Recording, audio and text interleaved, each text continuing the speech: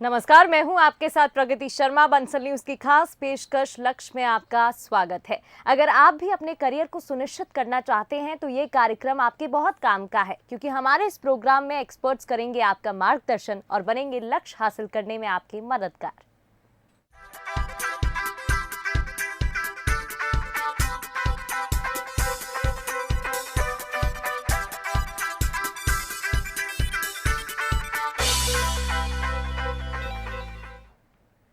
तो हमारे खास कार्यक्रम लक्ष्य में हम उन लोगों से आपको रूबरू कराते हैं जो शिक्षा के लिए बेहतर काम कर रहे हैं, छात्रों के मन में करियर को लेकर उठने वाले सवालों का जवाब देते हैं और कैसे शिक्षा का स्तर बढ़ सके इसके लिए प्रयास कर रहे हैं।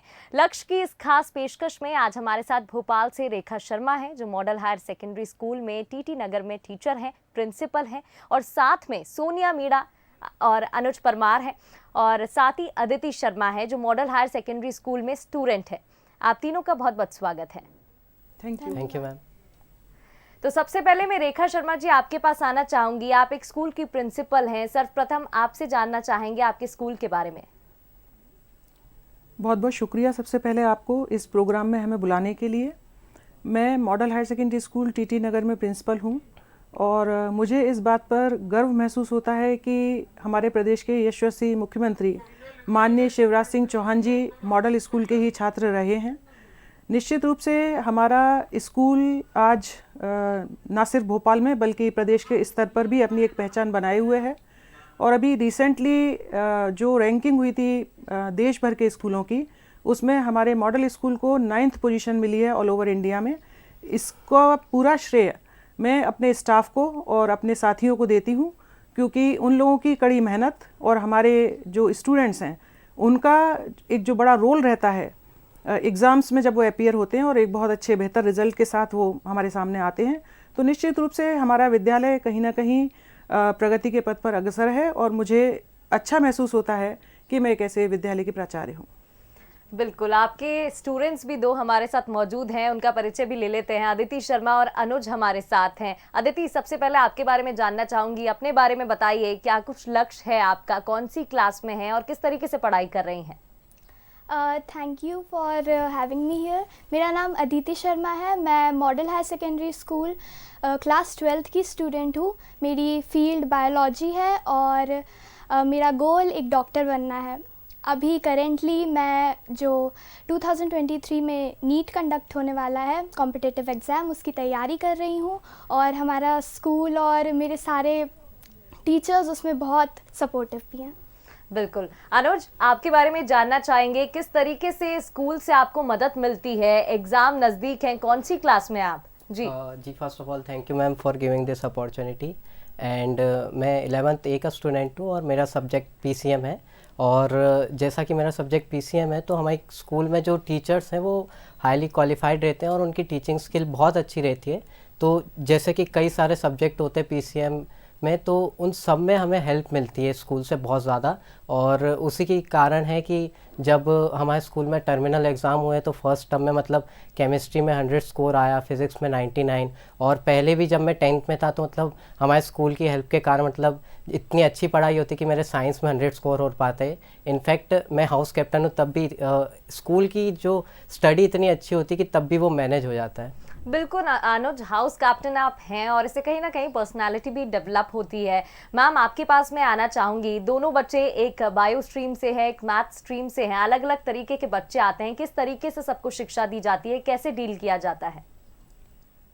मैम, हमारे यहाँ पर मैथ्स बायो के अलावा कॉमर्स स्ट्रीम भी है जी। और बच्चों को बेहतर से बेहतर एजुकेशन हम प्रोवाइड कर पाएँ, इसको लेकर के हम बहुत काम करते हैं। बहुत से ऐसे नवाचार भी हैं जो विगत दिनों में हमने अपने स्कूल में किए हैं। मैं आपको बताना चाहूँगी कि कोविड के समय पर जब पूरी तरह से स्कूल्स बंद थे और क्लासेस नहीं फिज़िकली हो पा रही थी, उस समय पर भी हम लोगों ने ये प्रयास किया कि हम बच्चों तक पहुँच पाएँ और कहीं से भी ऐसा ना हो पाए कि उनके जो एजुकेशन में है वो ब्रेक लगे। इसको लेकर के हम लोगों ने ऑनलाइन क्लासेस शुरू की। हमारे स्कूल में हमने एक लाइव क्लासरूम बनाया जिसके माध्यम से हम बच्चों को लाइव टीचिंग कर पाते थे। इसके अलावा हमारे स्कूल के स्टाफ ने बहुत सारे वीडियोस बनाए सिलेबस बेस्ड, जो यूट्यूब चैनल के माध्यम से हम ना सिर्फ मॉडल स्कूल के बच्चों तक बल्कि हम पूरे प्रदेश के बच्चों तक पहुंच पाए। और इस तरीके से हमने बिल्कुल भी ब्रेक अपने एजुकेशन सिस्टम में नहीं आने दिया, और हमारी पूरी कोशिश ये होती है कि हम बच्चों को बेहतर से बेहतर शिक्षा उपलब्ध करवा पाएं। बिल्कुल। रेखा जी, ऑनलाइन क्लासेस की आपने बात की, क्या कुछ डिफरेंस आपको महसूस हुआ ऑनलाइन क्लासेस में? किस तरीके से बच्चों को पढ़ाया गया, क्योंकि काफी डिफिकल्ट ये समय रहा है? निश्चित रूप से डिफ़िकल्ट समय था, सभी के लिए डिफ़िकल्ट समय था। वो कोविड का समय जो था, अंदर मन में कहीं ना कहीं सबके डर था। लेकिन मैं बहुत बहुत शुक्रिया अदा करना चाहूँगी हमारे जो अधिकारी हैं माध्यमिक शिक्षा मंडल के, उनका, अध्यक्ष महोदय और सचिव महोदय का, और साथ ही अपने सभी साथियों का, अपने स्टाफ का, कि इस कोविड के समय पर भी जब जब हमने अपने स्टाफ को विद्यालय में बुलाया, वो विद्यालय में आए और आकर के उन्होंने ऑनलाइन एजुकेशन का एक इतना अच्छा मजबूत सिस्टम बनाया कि हम लोग बच्चों की एजुकेशन को लेकर के बहुत अवेयर रहे उस दौरान। और हमारा एक एक टीचर, चाहे वो हिंदी का हो, इंग्लिश का हो, संस्कृत का हो, बायो का हो, मैथ्स का हो, केमिस्ट्री का हो, या कॉमर्स के अदर सब्जेक्ट्स का हो, सबने अपने ऑनलाइन माध्यम से बच्चों को पढ़ाया है। और प्रोजेक्ट्स और ये सारी चीज़ें हम लोगों ने उन लोगों को ऑनलाइन कराई हैं। लेकिन एक जो डिफरेंस मैं देखती हूँ ऑनलाइन एजुकेशन का और फिजिकल टीचिंग का, तो मैं व्यक्तिगत रूप से ये मानती हूँ कि जो इम्प्रेशन हमारे फिजिकल टीचिंग में है, क्लासरूम टीचिंग में है, वो ऑनलाइन टीचिंग में हम लोग उतना प्रोवाइड नहीं करवा पाते हैं। लेकिन इवन देन हमने किया और उस चीज़ को कंटिन्यू किया। बिल्कुल, हमारी पहली प्राथमिकता इस समय यही थी कि बच्चों तक कैसे शिक्षा पहुंचाई जाए, और वो काम बेहतरीन तरीके से आपका स्कूल कर रहा है और किया भी है। अनुज, आपकी तरफ मैं आना चाहूँगी। मैथ्स आपके पास है, आपके एग्ज़ाम भी नज़दीक है, सिलेबस देने में, सिलेबस तैयार करने में किस तरीके से स्कूल आपकी मदद करता है? क्या कुछ सिलेबस प्रोवाइड किया जाता है?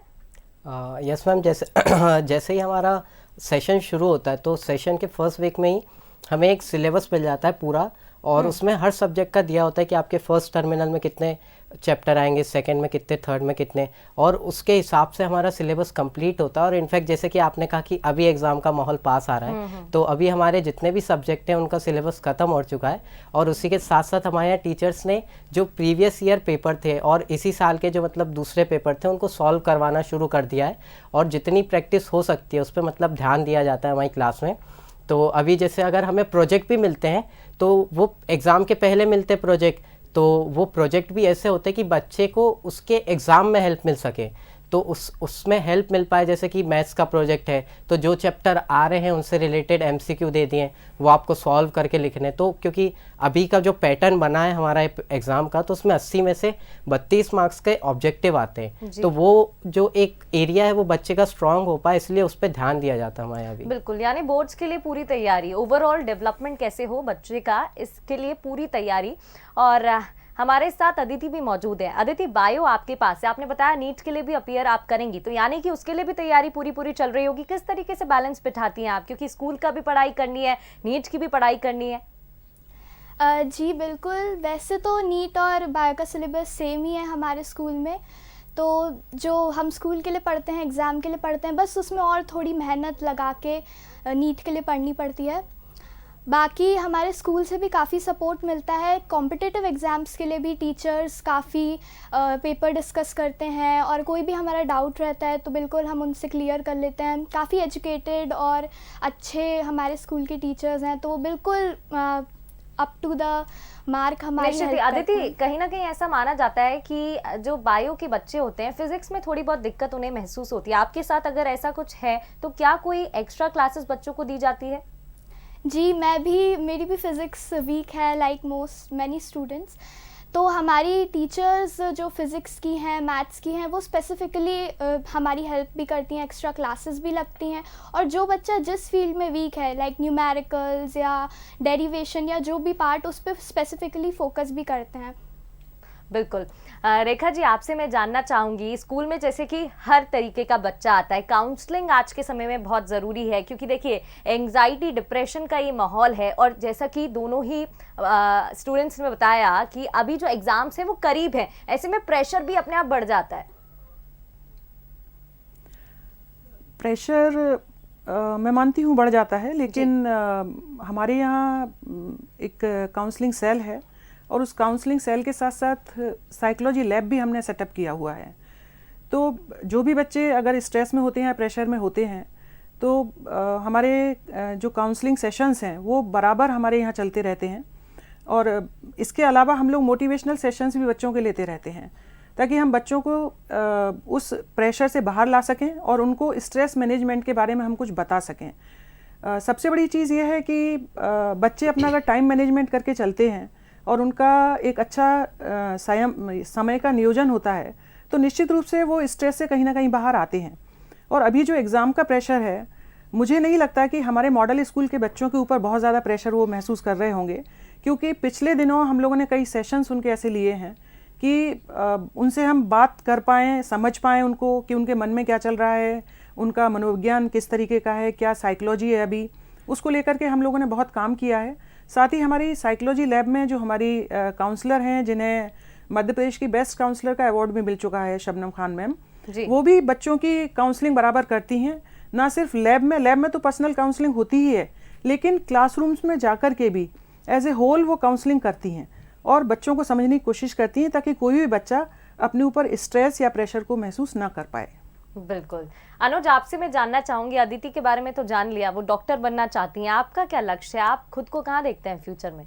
मैम, अभी तो हमारा लक्ष्य है कि जो जेई एग्ज़ाम होगा 2024 में, उसके लिए मैं अपीयर करूँगा और and I will try my best to get in the best IIT I can get. And इसमें स्कूल की बहुत हेल्प मिलती है, क्योंकि जब अगर आप कोई चीज़ कोचिंग में पढ़ते हैं और उसके बाद आप वो स्कूल में भी पढ़ते हैं और वो उतने अच्छे से पढ़ाई जाती है तो आपकी वो चीज़ बहुत स्ट्रॉन्ग होते जाती है। मतलब कोई बच्चे ने अगर वो चीज़ एक बार पढ़ी है और वही दूसरे बच्चे ने वो चीज़ 2 बार पढ़ चुकी है और स्कूल में जब उसका रिवीजन बार बार हो रहा है तो वो चीज़ आपका एक स्ट्रॉन्ग होल्ड क्रिएट कर देती है, जिससे अगर आपके जो बेसिक हैं वो अगर स्ट्रॉन्ग होते हैं तो आप तभी आप उसको एडवांस लेवल पे लेके जा सकते हो।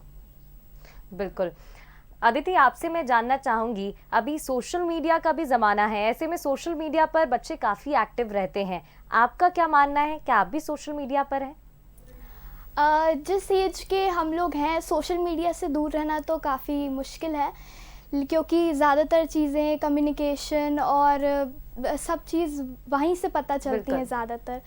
लेकिन मुझे लगता है कि स्टडीज़ और सोशल मीडिया के बीच एक बैलेंस बनाना बहुत ज़रूरी है, क्योंकि आजकल सोशल मीडिया भी मतलब ओवरवेलमिंग हो जाता है काफ़ी बच्चों के लिए, जो कि डिस्ट्रैक्टिव और उनकी स्टडीज़ पे भी काफ़ी अफेक्ट करता है।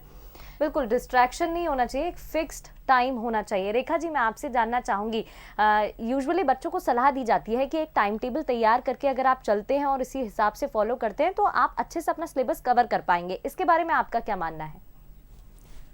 इसके बारे में मेरा मानना यह है कि अगर टाइम टेबल बना के बच्चे चलते हैं, जैसा कि मैंने अभी पहले भी आपसे कहा कि अगर हम समय का नियोजन करके चलेंगे, टाइम मैनेजमेंट करके चलेंगे, तो निश्चित रूप से हम अपने आप को बहुत रिलैक्स महसूस करेंगे, क्योंकि समय बहुत कीमती होता है।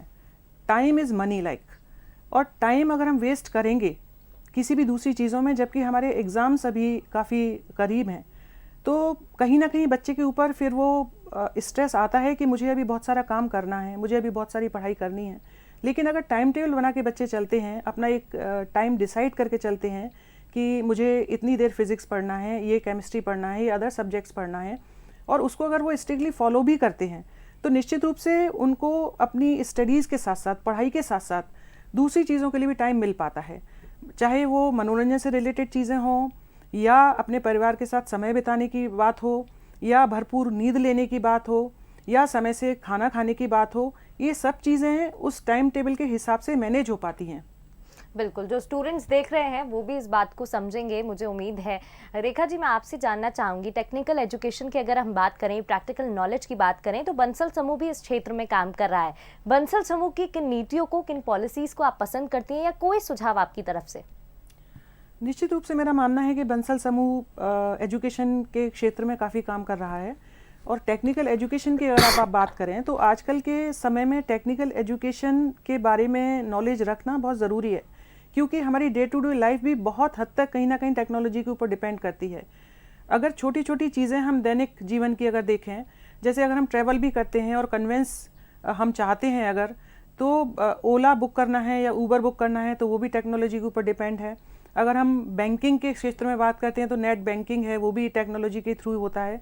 हम एयर टिकट्स बुक करते हैं या दूसरी चीज़ें बुक करते हैं, होटल बुक करते हैं, वो भी हमारे टेक्नोलॉजी के ऊपर ही डिपेंड होता है।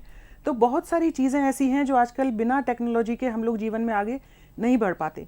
बंसल ग्रुप एक बहुत अच्छा टेक्नोलॉजी के क्षेत्र में काम कर रहा है और मेरा अपना मानना भी है कि बंसल का अपना जो इंस्टीट्यूट्स हैं, इसके इंजीनियरिंग इंस्टीट्यूट्स हैं और स्कूल्स भी हैं, निश्चित रूप से बंसल समूह इसमें बहुत अच्छा काम कर रहे हैं और इस क्षेत्र में काफ़ी अच्छी सुविधाएं वो बच्चों को दे पा रहे हैं। बिल्कुल। अदिति, आपके पास मैं आना चाहूँगी। आप साथ ही अनुज भी, आप दोनों ही अलग अलग एग्जाम्स की भी तैयारी कर रहे हैं, कंपटीशन की तैयारी कर रहे हैं। ऐसे में क्या स्कूल से आपको कोई टेस्ट सीरीज या फिर कोई पेपर प्रोवाइड किए जाते हैं? लाइब्रेरी की पिक्चर्स भी हम देख पा रहे हैं। जी, हमारी टीचर्स हमें मॉडल टेस्ट पेपर्स और डीपीपीस प्रोवाइड करते हैं, जो कि हम रेगुलरली सॉल्व करके वहाँ टेस्ट देने जाते हैं। और प्रैक्टिकली भी हमारे वहाँ पे काफ़ी वाइवास कंडक्ट होते हैं ताकि हम आगे जो मेन एग्ज़ाम है उसके लिए प्रिपेयर कर सकें। बिल्कुल। अनुज, आपसे भी यही सवाल रहेगा। प्री बोर्ड्स अभी आपके हुए होंगे और नहीं तो आने वाले होंगे, किस तरीके से आपकी तैयारी चल रही है? कितना समय आप देते हैं पढ़ाई के लिए? क्योंकि देखिए और भी स्टूडेंट्स देख रहे होंगे और कहीं ना कहीं वो भी सोचते हैं कि हम भी अपनी तैयारी को बेहतर कर लें। मैम, जैसे समय की बात है तो समय क्वालिटी वाइज ज़्यादा अच्छा होना चाहिए रेदर देन क्वांटिटी। अगर कोई हो सकता है बहुत लंबे टाइम पढ़ रहा है लेकिन अगर वो उतना क्वालिटी वाइज नहीं पढ़ पा रहा, उतना फोकस होके, तो उसकी वैल्यू उतनी नहीं रह जाती है। और उसी के साथ जैसे अभी आपने पहले प्रश्न पूछा कि स्कूल से क्या हेल्प मिलती है, तो अभी स्कूल के एग्ज़ाम आ रहे तो लाइक जो रेफरेंस बुक होती है, मान लीजिए अगर कोई बच्चा है या कोई बच्चा की पूरी बुक नहीं भी हो पाई, मान लीजिए अगर किसी वीक टॉपिक है तो मैम उस पर क्वेश्चंस दे देंगी बच्चे को। और अभी जैसे आपको मैंने बताया था कि एग्ज़ाम्स कंडक्ट होते रहते सिलेबस के रिवीजन के लिए, तो अगर एक चीज़ बच्चों को स्ट्रॉन्ग हो गई तो फिर उसके आगे फिर बच्चे और थोड़े एडवांस क्वेश्चन उसके कर सकें। और जैसे मिसलेनियस क्वेश्चन होते हैं जो कई बार कराए नहीं जाते, वो भी हमें कराए जाते हैं एक्सरसाइज के। एंड अभी तो ये है कि पढ़ाई अच्छे से सिरे से चल रही है। रोज़ मतलब 4, 5, 6, 7 घंटे की पढ़ाई हो जाती है स्कूल के अलावा। एंड हमारे यहाँ जब सेशन शुरू हो रहा था तो भी वाइस प्रिंसिपल सर ने आके ये चीज़ सब बच्चों को कही थी कि आप हर सब्जेक्ट को एक पर्टिकुलर टाइम रोज़ दें, भले ही आप ज़्यादा ना दें लेकिन आपका कंसिस्टेंट होगा वो टाइम, तो वो ज़्यादा इफेक्ट करेगा। अगर आप रोज़ पढ़ोगे या थोड़ा थोड़ा भी पढ़ोगे तो सही रहेगा, वरना आप एकदम से कुछ पढ़ने बैठोगे तो आपको चीज़ स्ट्रेस आउट हो जाएगी, वो चीज़ फिर प्रेशर क्रिएट करेगी। बिल्कुल। रेखा जी, आपके पास मैं आना चाहूँगी। क्या स्कूल में को करिकुलर एक्टिविटीज़ को लेकर कोई कार्यक्रम भी रखे जाते हैं, उनको भी आयोजित किया जाता है? क्योंकि देखिए कहा जाता है कि ओवरऑल एक बच्चे का डेवलपमेंट होना बहुत ज़रूरी है। को करिकुलर एक्टिविटीज़ को लेकर के मैं आपको बताना चाहूँगी कि हमारा मॉडल स्कूल को करिकुलर एक्टिविटीज़ के ऊपर बहुत फोकस करता है, क्योंकि एज ए प्रिंसिपल और एज ए टीचर मेरा अपना ये मानना है कि बच्चे का ऑलराउंड डेवलपमेंट, उसके व्यक्तित्व का विकास, उसके चारित्रिक गुणों का विकास हम तभी पूरी तरह से कर पाएंगे जब हम उसको क्लासरूम से बाहर लेकर के आ पाएँ। तो चाहे वो स्पोर्ट्स का फील्ड हो या साइंस का लैब हो या हमारे कल्चरल का स्टेज हो, हम वो हर मंच बच्चे को उपलब्ध कराते हैं कि उसकी छिपी हुई प्रतिभाओं को हम उजागर कर सकें और उसके अंदर जो एनर्जी है उसको सही रूप में हम कहीं ना कहीं परिभाषित कर सकें। को करिकुलर एक्टिविटीज़ में हमारे यहाँ हमने पूरे विद्यालय को 4 हाउसेज में डिवाइड किया हुआ है। उसमें ना हमारे सिर्फ बच्चे हैं बल्कि हमारा पूरा स्टाफ भी 4 हाउसेज में डिवाइड है और उसमें हमारे एक टीचर इंचार्ज रहते हैं, उनके साथ को इंचार्ज हैं। इसके अलावा हमारे बच्चों की पूरी काउंसिल होती है जिसमें प्रेसिडेंट, वाइस प्रेसिडेंट, सेक्रेटरी और जॉइंट सेक्रेटरी की पोस्ट के साथ साथ कल्चरल सेक्रेटरीज भी हैं, साइंस सेक्रेटरीज हैं, एकेडमिक सेक्रेटरी हैं। ये सारी पोस्ट हमारे यहाँ पर हैं और उन्हीं को लेकर के हम समय समय पर को करिकुलर एक्टिविटीज़ आयोजित करते रहते हैं। अभी विगत दिवस हम लोगों ने एक बहुत बड़े बाल मेले का आयोजन किया था जिसमें मुख्य अतिथि के रूप में माननीय स्कूल शिक्षा मंत्री जी इंदर सिंह परमार जी स्वयं उपस्थित रहे थे।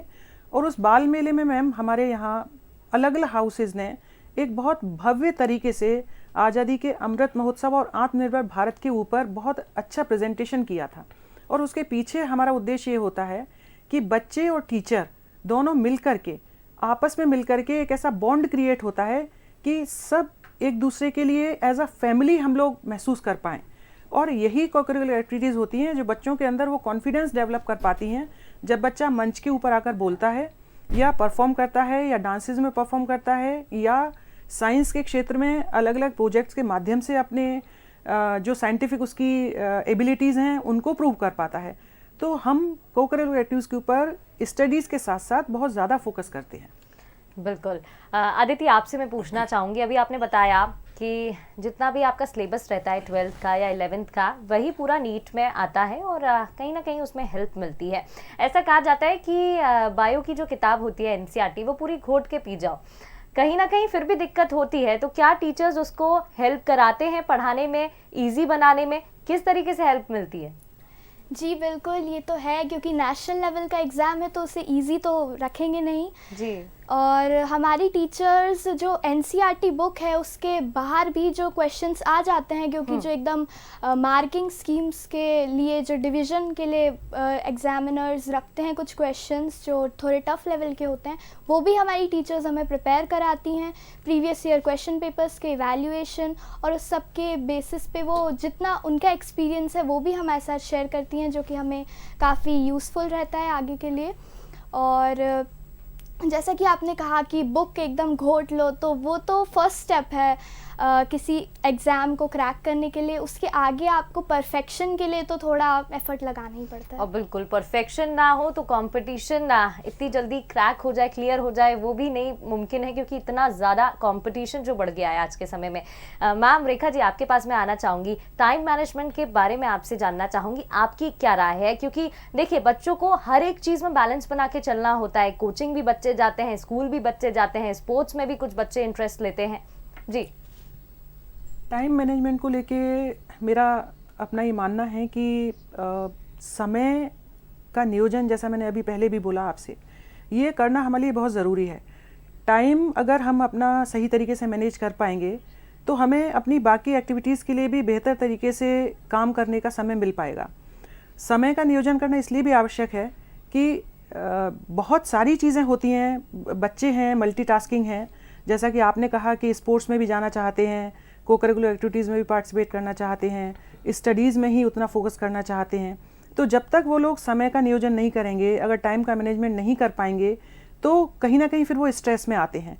टाइम मैनेजमेंट के द्वारा कोई भी व्यक्ति, ना सिर्फ बच्चे बल्कि बड़े भी, मैं अगर अपनी व्यक्तिगत रूप से बात भी करूं आपसे, तो हमें भी अपना टाइम मैनेजमेंट करना ही होता है कि हमें समय पर स्कूल पहुंचना है, अपने बच्चों से इंटरेक्शन करना है, असेंबली में हमें अटेंड करना है। वही हमारे बच्चों के साथ भी है कि उनको कोचिंग भी जाना है, घर पर सेल्फ स्टडी के लिए भी टाइम चाहिए उनको, स्कूल भी उन्हें आना होता है, दूसरे करिकुलर एक्टिविटीज़ में भी उनको पार्टिसिपेट करना होता है। तो जब तक वो अपने समय का सही तरीके से विभाजन नहीं करेंगे, तब तक वो हर चीज़ को परफेक्शन के साथ नहीं कर पाएंगे। और मेरा अपना ये मानना है कि ये तो पुरातन समय से चली आ रही चीज़ें हैं। कबीरदास जी ने भी ये कहा है कि काल करे सो आज कर, आज करे सो अब, पल में परलय होगी, बहुर करे वो कब। मतलब समय तो इतना इंपॉर्टेंट है कि जो आपको कल करना है वो आज ही कर लेना चाहिए, बिकॉज वी नेवर नो कि what is going to happen in our life day after tomorrow और टुडे और द नेक्स्ट डे। सो हमें समय का नियोजन तो करके चलना ही है। और दूसरा मेरा एक सोच ये भी है कि कोई भी बच्चे जो समय का नियोजन बहुत अच्छे तरीके से करते हैं, जो अपने टाइम टेबल को बेहतर तरीके से डिवाइड कर पाते हैं, इससे उनको परफेक्ट स्लीप के लिए, गेम्स और स्पोर्ट्स के लिए, मनोरंजन के लिए, इन सब के लिए बेहतर टाइम मिल पाएगा। मैं सोचती हूँ कि समय के लिए बच्चों को भरपूर नींद की भी ज़रूरत है। उनको समय से अपना सोना भी चाहिए, समय से उठना भी चाहिए, भोजन भी समय से ही करना चाहिए, क्योंकि अगर आप समय असमय भोजन को भी करते हैं तो वो भी कहीं ना कहीं आपके शारीरिक स्वास्थ्य को प्रभावित करता है। और अगर शरीर स्वस्थ है तो मन अपने आप में स्वस्थ होता ही है। तो मेरा मानना यह है कि समय के नियोजन के साथ अगर हम चलेंगे तो हम जिंदगी में परफेक्शन की ओर आगे बढ़ेंगे और तरक्की के रास्ते पर बहुत बेहतर तरीके से रेखा जी, और इसलिए हम कहते हैं कि टाइम इज वेरी प्रेशियस। आखिर में मैं अनुज आपके पास आना चाहूंगी। मैम से भी मैंने ये सवाल लिया था, बंसल ग्रुप जो है वो कई ज़्यादा क्षेत्रों में, टेक्निकल क्षेत्र की बात करें, प्रैक्टिकल क्षेत्र की बात करें या एजुकेशनल क्षेत्र की बात करें, अपना योगदान दे रहा है। उनकी इन पॉलिसीज़ को क्या पसंद करते हैं या कोई सुझाव, क्योंकि आप स्टूडेंट हैं, आप बेहतर ढंग से इस बात को समझ पाएंगे, आप किस तरीके से देखते हैं? जी।